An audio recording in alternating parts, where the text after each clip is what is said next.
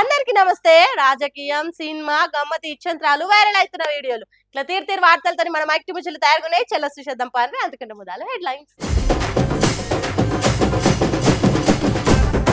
గట్టిగానే పుంజుకుంటుందట బీఆర్ఎస్. రేణుకా చౌదరి మాటలకు నెత్తి పట్టుకుంది కాంగ్రెస్. నాగాపూర్ పంప్ చాలు చేసుట్లా గులాబీ పార్టీదేనట క్రెడిట్. కాంగ్రెస్ మెడల్ వంచినాం అనుకుంటా కేటీఆర్ పెట్టిండు ట్వీట్. కండక్టర్ టికెట్ బ్యాగే కొట్టేసింది బస్సులా. కిలేడీ చేసిన పని వైరల్ అవుతుంది న్యూస్లా. కుండ నిండా అన్నం ఉండి పిల్లల ఆకలితో నేడుస్తుంటే కన్నతల్లి ఏం చేస్తుంది? పిల్లలను పిలిచి తిండి పెట్టి ఆకలి తీరుస్తుంది. అట్లా కాదని కుండల బువ్వ అట్లనే ఉండాలి, పిల్లల ఆకలితో నేడవాలి అన్నట్టు ఏ తల్లి ఆలోచన చేయది. కానీ తెలంగాణ రైతులకు కన్నతల్లి అసొంటి కాంగ్రెస్ సర్కారు మాత్రము పంటలను ఎండబెట్టి గోసబెట్టింది ఇన్ని రోజులు. కానీ ప్రతిపక్షాలు ఊకుంటాయా? పొట్టులొల్లి చేసినాయి. అందుకే ఏమైందో మీరే చూడుండ్రి. ఎగిరి దుంకిన ఈ నీళ్ల వరద అన్నదాతల ఎదమీది బరువును తీర్చబోతున్నాయి. కాల్వలే వారుతున్న కృష్ణమ్మ కష్టాలను దూరం చేయబోతున్నది. అన్నదాతల ఆనందానికి అద్దులు లేకుండా కాబోతున్నదిగా. అవును, కేసీఆర్ సార్ ముందు సూపుతోని కట్టిన పాలమూరు రంగారెడ్డి ప్రాజెక్టులు కన్నీళ్లు దూడబోతున్నాయి. ఎట్లా కనికరం కలిగిందో ఏమో కాంగ్రెస్ సర్కార్కు తెలియదు గానీ నార్లాపూర్ పంప్ హౌస్ లో ఉన్న మోటార్ను సురి చేసి నీళ్లను ఎత్తిపోసింది.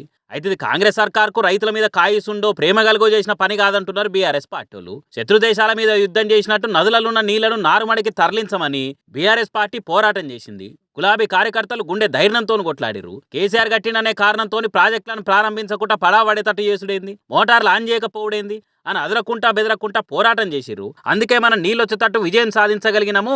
మీ పోరాటానికి పెద్ద సల్యూట్ అని గులాబీ దండు గుండె ధైర్యానికి దండాలు పెట్టిండు మాజీ మంత్రి కేటీఆర్ సారు. పోలీసులకు బెదరకుంటా, లాఠీలకు చెదరకుంటా, కేసులకు అదరకుంటా అలిసిపోని పోరాటం చేసిరు. అది మన పట్టుదల, ఇది మన విజయము. కాంగ్రెస్ సర్కార్ మెడలొంచినము. బల్లాల దేవ దున్నపోతును పడేసినట్టు బీఆర్ఎస్ కార్యకర్తలు కాంగ్రెస్ సర్కార్ను వడిపెట్టి సుడిపెట్టి కింద పడేసిర్రు. పట్టి ఇవ్వకుండా పట్టు వదలని విక్రమార్కుని తీరుగా విజయం సాధించిరు. దానికి సాక్ష్యమే పాతాళంకెళ్ళి ఎగిరి దుంకుతున్న ఈ నీళ్లు. అప్పుడెప్పుడో కేసీఆర్ సార్ ఈ మోటార్లు సురి చేస్తే మళ్ళా వాటిని ఆన్ చేసేందుకు కేసీఆర్ సర్కార్కు 2.5 ఏళ్లు పట్టింది. అది కూడా బీఆర్ఎస్ కార్యకర్తలు ముళ్ళు కట్టెతో ఓడిస్తే తప్ప కదలలేదు కాంగ్రెస్ సర్కారు.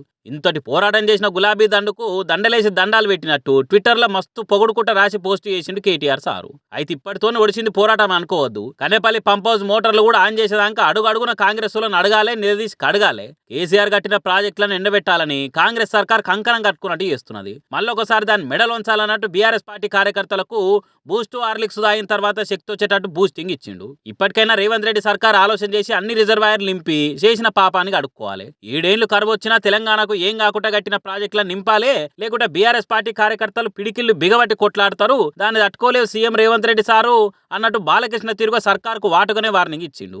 మరి చూడాలి, ఇప్పటికైనా రేవంత్ రెడ్డి సర్కార్ ఇగరం కొద్ది మోటార్లు ఆన్ చేస్తుందో, లేకుంటే గులాబీ దండు పోరాడితే గానీ కదలను అన్నట్టు చేస్తుందో చూడాలని మాట్లాడుకుంటారట బీఆర్ఎస్ పార్టీ కార్యకర్తలు. కంపెనీల తయారైన వస్తువుల ఖరీదు 10 రూపాయలు అయితే ఎంఆర్పి మాత్రం 150 అని ముద్దుతారు. అట్లెందుకు చేస్తారంటే ఆ వస్తువు తయారైన దగ్గర నుంచి ఆఖరి షాపుకు చేరి అక్కడ స్టోర్ చేసి అమ్మితే అందరికి లాభం రావాలి కాబట్టి 10 రూపాయల వస్తువు కస్టమర్ దగ్గరకు వచ్చేసరికి 150 అవుతుంది. అంటే ఏందన్నట్టు ఆ 150లనే storage charge, transport charge, cooling charge, కూలోల ఛార్జు, ఇట్లా అన్ని ఛార్జీలు ఉంటాయి అన్నట్టు. అందుకే ఎంఆర్పి కంటే ఎక్కువకు ఎవ్వలా అమ్మొద్దన్నట్టు. కానీ సీఎం విజయ్ దళపతి ఏలుతున్న రాష్ట్రం తమిళనాడులా కథ అట్లా లేదట. తమిళనాడు సీఎం విజయ్ ఒక్కొక్క అడుగు వేసుకుంటే అందరి కష్టాలు తీర్చే పనులు చేస్తున్నాడు. అక్కడ పబ్లిక్ కూడా దళపతి విజయ్ మీద భరోసా కలుగుతున్నది. మరి అందరి బాధలు తీర్చే విజయ్ సార్కు నా ఆవేదన ఎందుకు చెప్పుకోవద్దు అనిపించిందో ఏమో. సెల్ ఫోన్ ఆన్ చేసి వీడియో తీసి ఆయన కష్టం మొత్తం చెప్పుకున్నాడు. ఇట్లా தளபதி விஜய் சார் இதோட விலை வந்து 160 ரூபாய். இவர் என்கிட்ட எவ்வளவு வாங்கிக்கிறாருன்னா வீடியோ எடுக்கிறா எவ்வளவு வாங்கிக்கிறாருன்னா 150 ரூபாய் எனக்கு 10 ரூபாய் எக்ஸ்ட்ரா எனக்கு கேட்டா కూలింగ్ன்றாரு. కూలింగే இல்ல. இங்க பாருங்க, తమ్ముడు తమిళ భాషలో చెప్పిన ముచ్చట ఏందంటే 160 రూపాయల మే బీరు నాకు 170 రూపాయలని చేతిలో పెట్టిర్రు. దీని మీద 160 రూపాయలనే ఉన్నది కదా అని అంటే కూలింగ్ ఛార్జ్ అని చెప్పిండు. ఈ బీర్కు చక్కగా కూలింగే లేదు, అయినా కూలింగ్ కు ఛార్జ్ చేసుడు ఏందని అడుగుతున్నాడు. బార్ షాప్ అయినా సీఎం విజయ్ పేరు చెప్పంగా ఏదో సర్దుకునే మాటలు మాట్లాడిండు. అయినా తమిళనాడు తమ్ముడు వెనకకు తగ్గలేదు. ఈ వీడియోను సీఎం విజయ్ సార్కే ట్యాగ్ చేసి సోషల్ మీడియాలో పోస్ట్ చేసిండు. ఇట్లయితే బీర్ తాగేటోళ్ళు ఏం కావాలి? ఒక్కొక్క బీర్ మీద 10 రూపాయలు పెంచి మా జేబులకు సిల్లులు పెడితే ఎట్లా? తమిళనాడు రాష్ట్రంలో తాగుబోతులు అనేటోళ్ళు సావాలన్నా బతకాలన్నా అందరి తిప్పలు తీర్చే విజయసారే మా తండ్లాట గురించి కూడా పట్టించుకోవాలి. తాగి తమిళనాడు సర్కారుకు పైసలు వచ్చేటట్టు చేసేది మేమే కాబట్టి మమ్మల్ని మంచి చూసుకోవాలి. మా మనోభావాలు దెబ్బతీస్తట్టు బార్ షాపులు చేయకుండా గట్టి చర్యలు తీసుకోవాలన్నట్టు వీడియోలో చెప్పిండు. మరి బీరు తాగేంత ఈడొచ్చిందా రాలేదా అనేది తెలియదు కానీ వీడియో తీసి విజయ్ సార్కు ట్యాగ్ చేసేంత తెలివి మాత్రం తమ్మునికి బాగానే ఉన్నది. మరి చూడాలి సీఎం విజయ్ ఈ వీడియో మీద ఎటువంటి చర్యలు తీసుకుంటాడో ఏమో ముందు.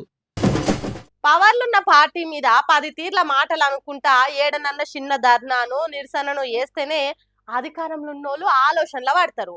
ఆయంత మొత్తానికే మోసం కాగల్లా పబ్లిక్ లా పతార తగ్గిపోగల అని రప్పున రంగంలోకి దిగి పంచాయతీ ఎందుకు లేచిందో అరుచుకొని పని తీర్చు ఇస్తుంటారు.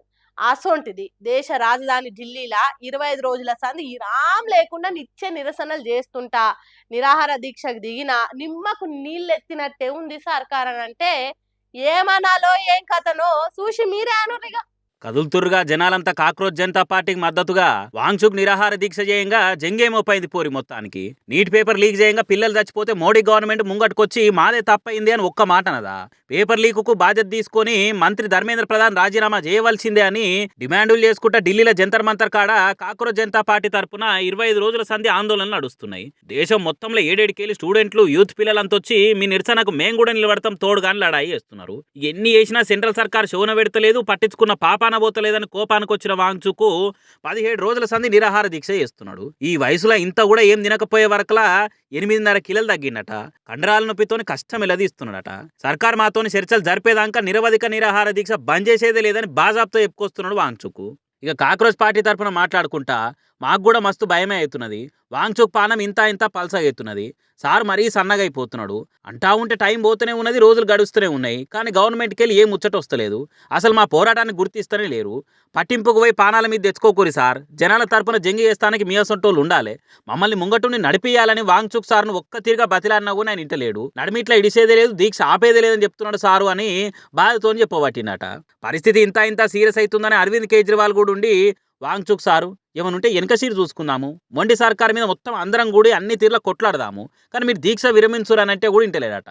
అందుకే రేపు గురువారం నాడు డైరెక్ట్ వచ్చి వాంగ్చుక్ను కలిసి కడుపులో తలకాయ పెట్టి బతలాడినా కడుపులను తీసుకోరు సార్ అని దండం పెడతా అని చెప్తున్నట. ఇక ఇంకో దిక్కు ఇంటర్నెట్ అంతా వాంగ్చుక్ నిరసన ముచ్చట్లే వరుస వెట్టి కానొస్తున్నాయి. జంజీతో పాటుగా జనాలంతా సోషల్ మీడియాలో సీజేపీకి సీరియస్గా సపోర్ట్ ఇచ్చుకుంటా వాంగ్చుక్ ఏమన్నా కావాలి సర్కార్ గత ఏమైతుందో చూసుకోరి అనుకుంటా గట్టిగానే వార్నింగ్లు ఇస్తున్నారు. ఇంకో దిక్కు మోడీ తప్పు దొరికితే చాలు మొత్తుకుట్టలు చేసే కాంగ్రెస్ వాళ్ళు కూడా కానకుండా ఎందుకు ప్రతిపక్షంగా సపోర్ట్ ఇస్తేందుకు పట్టి లేదా అని అరుచుకుంటున్న జనాలు. మరి రేపు కేజ్రీవాల్ కలిసినాక ముచ్చట ఏం దాకా పోతుంది ఏం తేలుతుంది అనేది చూడాలిగా.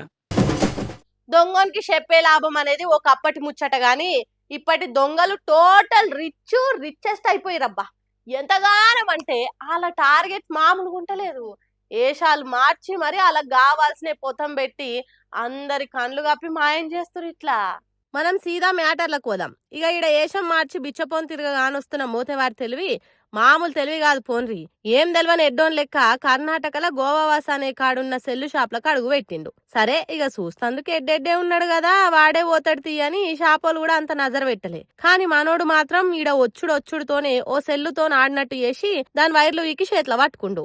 వెనకకి లెవెలో గదిరిస్తే హాగో వాళ్ళు నన్ను ఇట్లా అంటురని పోయి కౌంటర్ మీద ఉన్న ఆయనకి చెప్తుండు. ఆ పెద్ద మనిషి ఆ నడు బయటకు అని బెదిరియంగానే దొరికిందే సంద అనుకొని చేతిలో పట్టుకున్న సెల్లు జోబులేసుకొని అవతల పడ్డాడు. ఇక దొంగలు పడ్డ 6 గంటలకు అసలు ముచ్చట తెలిసినట్టు షాపోలు కూడా దుఃఖం బంద్ చేసే వాళ్ళకు హాగో ఫోన్ లేదేందిడా, ఏమైంది, ఎటు పోయింది డిస్ప్లేలో పెట్టిన సెల్లు అని సీసీ కెమెరాలు ఎంకులాడితే బండారమా అంత బయట పడ్డది. ఈ బిచ్చగాడు దొంగోడు ఎత్తుకపోయిన సెల్లు ఏం తక్కువ 1,50,000 మీదనే ఉంటదట. ఏం చేస్తారిగా మీరే దిక్కు దేవుడా అని సీదా పోయి పోలీసులకు మొరబెట్టుకుర్రు. వాళ్ళు రప్పున రంగంలోకి దిగి వీనితో పాటు కొట్టేసిన ఫోన్ను దొరకబట్టే పనుల పడ్డారట.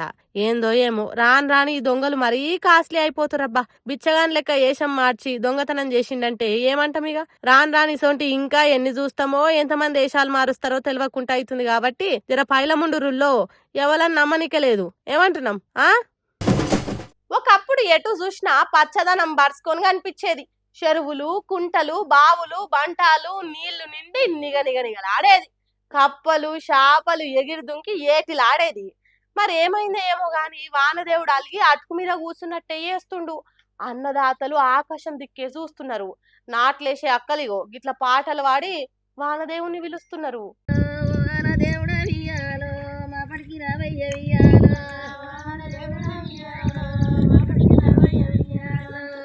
మాపడికి రావయ్య వియ్యాలో మాయల్ల దేవుడా వియ్యాలో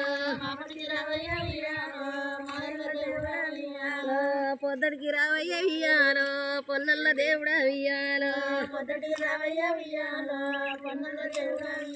అయ్యో దేవుడా, ఎట్లుండే తెలంగాణ ఎట్లయిపాయే. కాల్వలు వారి కలకలలాడేది, చెరువులు నిండి చెమక్కున మెరిసేది, వాగులు వంకలు వరదలు వారేది. తెలంగాణ గడ్డకు గంగమ్మతోని అభిషేకం చేసినట్టు అనిపించేది. కానీ ఆ పచ్చదనం లేదు, పాడి పంటలు లేవు, పాలకంకుల మీద పిట్టెల ఆర్పులు లేవు. అందుకే నాట్లేసే అక్కలు ఓవాన దేవుడా ఉయ్యాలో మాపటికి రావయ్య ఉయ్యాలో అని వాడుతున్నారు. శనగ పువ్వులే ఉయ్యాలో చెరువులెండి పాయ ఉయ్యాలో, బంతి పువ్వులే ఉయ్యాలో బావులెండి పాయ ఉయ్యాలో, ఓవాన దేవుడా ఉయ్యాలో వచ్చన్న పోరాదు ఉయ్యాలో అని ఎప్పుడో తెలంగాణ రాష్ట్రం రాకముందున్న తీరుగా వాడుతున్నారు.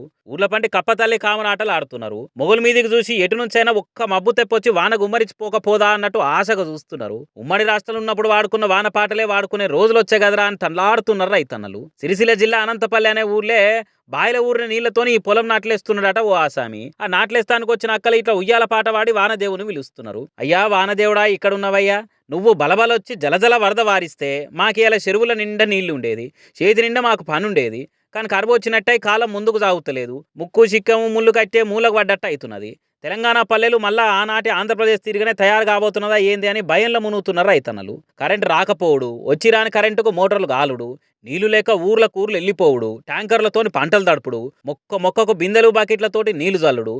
ఏదో ఒక్కరోజు వాన దంచి కొట్టకపోదా అప్పటికప్పుడు నాట్లేసేదానికి నారెక్కడ దొరుకుతుందని ఇట్లా ఎండిపోతున్న నారకు నీరు పోసి బతికిస్తున్నారు. ఇట్లా అంతటా ఇవే కష్టాలు పడుతున్నారు రైతన్నలు. మరి ఆ వానదేవునికి కనికరం ఎందుకు కలుగుతలేదో ఏమో గానీ కళ్ళు కాయలు గాయంగా ఎదురు చూస్తున్న తెలంగాణ రైతులను కనకరిస్తలేడు.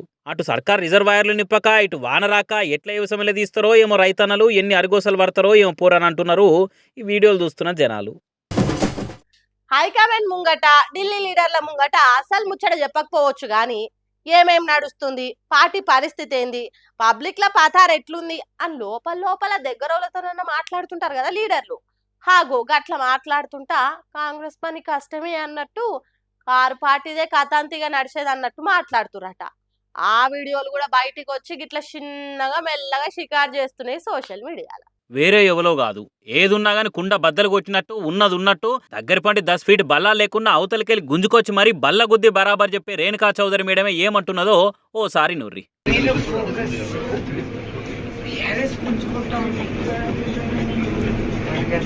బీజేపీ వాసన చూస్తా ఉంది మా క్యాండిడేట్ నందరినీ. వాళ్ళకి మనుషులు లేరు కాబట్టి వాళ్ళు తీసుకుంటే మన దగ్గరే.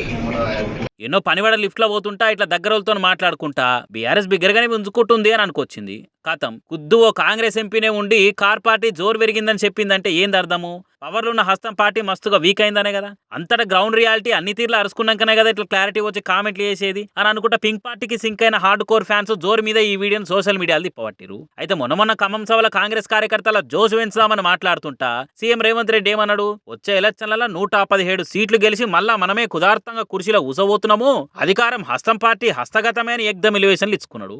దానికి కౌంటర్ గా కేటీఆర్ గట్టిగానే అరుచుకున్నాడు. జనాల్లో మాట్లాడేతందుకు జరంతన ఉండాలి రేవంత్ రెడ్డికి. సగం పదవి కాలం ఒడిచిందని సీఎం రేవంత్ సొంత సర్వే చేపించి రిపోర్ట్ తెప్పించుకుంటే రాష్ట్రంలో ఇప్పటికిప్పుడు ఎన్నికలు జరిగితే కాంగ్రెస్ ఖచ్చితంగా ఓడిపోతుందని తేలింది.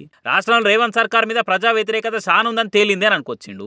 ఏలేలే ఇటువంటి సర్వేనేమేం చెప్పలేదు అని అధికార పక్షం కేలి కూడా ఎవరు కాదని లేదు, ఖండించలేదు. దాంతో కేటీఆర్ చెప్పింది బరాబర్ నిజమే కావచ్చు అనుకోబట్టిరు జనాలు కూడా. ఇంత అవుతున్నా కూడా ఓ దిక్కు రేవంత్ రెడ్డి ఏమో మళ్ళా మాదే అధికారము, కారు గేరేసుడు కష్టమే, ఆ పార్టీ పాతాళంలోకి పోయింది అని మందిల స్పీచ్లు దంచుతాడు. కానీ సొంత పార్టీ ఎంపీలేగో ఇట్లా గులాబీ పార్టీ గ్లూకోజు బూస్ట్ అన్ని తాపించినట్టు ఇంకింత బలం పెంచుకుంటుందని బాగా చెప్తా చెప్పబట్టిరి. మరి ఇట్లా రియాలిటీ 70 mm కానొస్తుండే వరకలా ఇంకా కడమ పాలన టైంతో పబ్లిక్ ను మెప్పించుడు కష్టమే అని అంటున్నారు కాంగ్రెస్ కయ్యాలు. పబ్లిక్ పడుతున్న కష్టాలు చూసిన కారు కర్తలు. 64 కళలల్లా చోర కళ కూడా ఒకటి. అది అందరికి రాదు. అంగికి తెలవకుండా బనీన్ను మాయం చేసుడు, కళ్ళకు తెలవకుండా కళ్ళద్దాలు కొట్టేసుడు కొంతమందికే సాధ్యం. అదంతా ఒక ఎత్తు అయితే ఒకవేళ దొరికితే ఏం చేయాలనో కూడా తెలిసిన వాళ్ళు దొంగలల్లా సూపర్ దొంగలు అన్నట్టు. హాగో గసోంటి ఏకదం దొంగను మన ముచ్చట్లల్లకు పట్టుకొని వచ్చిన చూడుండ్రి ఆ మహాతల్లి చోరకలతో పాటు తప్పించుకునే కళను ఏ తీరుగా ప్రదర్శిస్తున్నదో. వరెవ్వా ఏం దబాయిస్తున్నది! ఒలింపిక్స్ ఆటలలోనో నోబెల్ బహుమతులనో దొంగతనాలకు కూడా అవార్డు ఉంటే వద్దనకుట ఈమెకే వచ్చేది కావచ్చు. ఇంత మంచిగా యాక్టింగ్ చేస్తున్నదో చూడరిగా. కర్ణాటక రాష్ట్రంలో ఓ కండక్టర్ టికెట్లు కొట్టి ప్యాసింజర్లు ఇచ్చిన పైసలు వేసుకునే బ్యాగును ఎవ్వరు చూడక ముందు ఏర్పడకుండా మాయం చేసిందట ఈ దొరసాని. అరే బ్యాగ్ ఏమైంది అని అడిగితే ఎవ్వరు సపోర్ట్ చేస్తలేరట. ఎంబటే బస్ ఆఫీస్ స్టేషన్ ఫోన్ చేస్తే లేడీ పోలీసులు ఇట్లా చెకింగ్లు చేసిర్రు. కండక్టర్ బ్యాగ్ మా తల్లి చేయి సంచిలనే వెళ్ళింది. అబ్బా దొంగ దొరికిందిరా అని పోలీసులు అరెస్ట్ చేసి స్టేషన్ తీసుకొని పోకముందే ఈ బ్యాగులు ఏమున్నది ₹1 చూడుర్రి, అయినా దీంట్లో నా తప్పేమున్నది అన్నట్టు ఉల్టా పోలీస్ మేడం మీదకే మరలబడ్డట్టు మాట్లాడుతున్నది. వారెవ్వా వగలాడి అని చూసేటోళ్ళు అనుకునే తట్టి చేసింది. రెడ్ హ్యాండెడ్ గా దొరికినా కూడా బస్సు తలుపు ఓపెన్ అయ్యే స్విచ్ ఒత్తితే నేను పోతా, నాకు లేట్ అవుతున్నది, తొందరగా డోర్ ఓపెన్ చేయుర్రి అన్నట్టు డ్రైవర్ అన్నట్టు దబాయిస్తున్నది. అసలు నేను నీతిమంతులకే దేవత సొంటి దాన్ని నన్ను పట్టుకొని దొంగ అన్నట్టు ఆగబడుతున్నారేందని ఆందోళన చేసింది కొద్దిసేపు బస్సులా. బస్సు రోడ్డు మీద ఆపితే ట్రాఫిక్ జామ్ అవుతున్నది, ఎందుకు ఇట్లా తిప్పలు పెడుతున్నారు, ఇడిచి పెడితే నడిచి నేను పోతా కదా అన్నట్టు జరంసేపు కంఠం పెంచి మాట్లాడుతున్నది. ఇక దొంగతనం చేసి దొరికినా భయం ఏ కొద్దిగా కూడా కనిపించకుండా ఖతర్నాక్ చేస్తున్నది. ఎవరికి కావాలి మీ బోడి టికెట్ల బ్యాగ్ అన్నట్టు పక్కకు వారేసింది. అరే జరుగురి నాకు లేట్ అవుతున్నది అంటే వినిపిస్తలేదా అని మరల పడుతున్నది. అబ్బా గింత హుషారున్నదేంది, అన్యాకులు రాలినా ఈ తాకు రాలేదన్నట్టే ఉన్నదిగా ఈ కిలాడి ముచ్చట అనుకున్నారు కావచ్చు బస్సులు ఉన్నోళ్ళు. ఏ కొద్దిగా సందు దొరికినా ఉరికే తట్టే కొడుతున్నది. ఈ వగలాడి తీరు చూస్తుంటే డోర్ తీస్తే తప్పించుకొని అవతల పడేటట్టే ఉన్నదని బస్సును నిమ్మలంగా పోలీస్ స్టేషన్ కాడికే తోలుకొని పోయిన డ్రైవర్ అన్న.